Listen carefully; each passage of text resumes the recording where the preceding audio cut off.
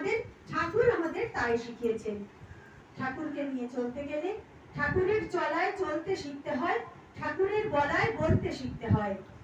আমরা সৎসঙ্গ করব, মাতৃ সম্মেলন করব, কিন্তু সবাই একটা আদর্শে যদি উপনীত হতে পারি যে ঠাকুর আমরা তোমার মতো করে যেন চলতে পারি, সেটা আমাদের তুমি তার দিক ঠিক করে দিও। যাই হোক, এর ঠাকুর থেকে শুরু হলো আচার্য পরম্পরা। অনেকের মধ্যেই দ্বিমত আছে যে ঠাকুরের পাশাপাশি কেন আচার্য দেবদের রাখা হয়। সেই দ্বিমতের প্রসঙ্গে না গিয়ে শুধু আচার্য পরম্পরার যে মহৎ গুণ তার দু একটি উদাহরণ আমি এখানে দেব। কোন এক সময় এক মা, অতি দরিদ্র পরিবারের এক মা, ট্রেনে করে দেওঘর যাচ্ছিলেন। সাধারণত আমরা দেওঘর গেলে দেখি আমাদের সাথে পাশাপাশি অনেক প্যাসেঞ্জারই থাকেন যারা দেওঘরই যাচ্ছেন। এইরকম এক মা অপোজিটে বসেছে, তার অপোজিটে বসেছে একটি ধনী পরিবারের মহিলা, তার স্বামী, তার সন্তানেরা। তারা ট্রেনে যেতে যেতে গল্প করছেন আচার্য পরিবারের জন্য তারা কি কি নিয়ে যাচ্ছেন। ওই মা, তার দু চোখ দিয়ে অঝরে জল পড়ছে। এই ধনী পরিবারের যে মা সঙ্গে যাচ্ছিলেন, বিপরীতে বসেছিলেন, তিনি ওই মায়ের কান্নাটি দেখতে পেলেন। তাকে জিজ্ঞাসা করলেন, মা আপনি কাঁদছেন কেন? ওই মা এড়িয়ে গেলেন, বললেন না কিছু না। কিন্তু ওই মা যতই যাচ্ছে তার চোখ দিয়ে যে অঝরে জল পড়ছে তাতে ওই মা ব্যথিত হলেন। তাকে আবার বারবার জানতে চাইলেন কেন তিনি কাঁদছেন। তখন বললেন, মা তোমরা তো কত কিছু নিয়ে যাচ্ছ ঠাকুর বাড়িতে, আমি তো কিছুই আনতে পারিনি, আমি শুধু কতগুলো চকলেট নিয়ে এসেছি। ওই মা বললেন, আপনি কাঁদবেন না, আমার কাছে অনেক কিছু আছে, সেখান থেকে আমি আপনাকে কিছু দেব, আপনি সেগুলো নিয়ে আচার্য পরিবারে দেবেন।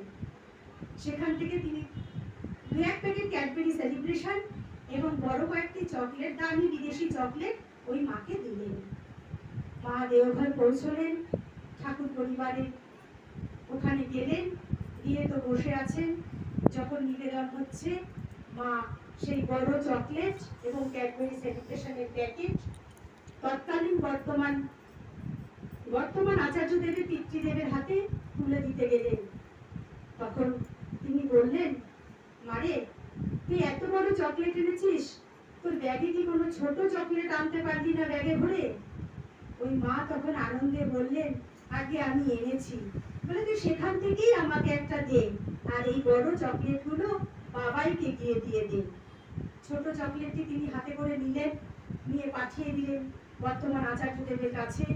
সেখানে গিয়েও যখন তিনি ওই বড় চকলেটটি নিবেদন করছেন, তখনকার বাবাইরা বলছেন যে আপনি কি কোনো ছোট চকলেট নিয়ে আসতে পারলেন না, আমার এই বড় চকলেট খেতে ভালো লাগে না।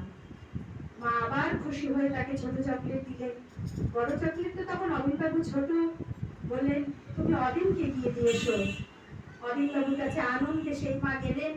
অদিনবাবু তখন খেলা করছেন, বড় চকলেট যতগুলো সেলিব্রেশন সহ বড় চকলেট ছিল পুরো ক্যাডি প্যাকেট ধরে তিনি অবিনবাবুকে ডেকে দিতে গেলেন, সঙ্গে যারা ছিলেন তাদের মাধ্যমে দিতে গিয়ে অবিনবাবু লাফাতে লাফাতেই বললেন, আমি ওই বড় চকলেট খাবো না, আমাকে তুমি ছোট চকলেট এনে দাও।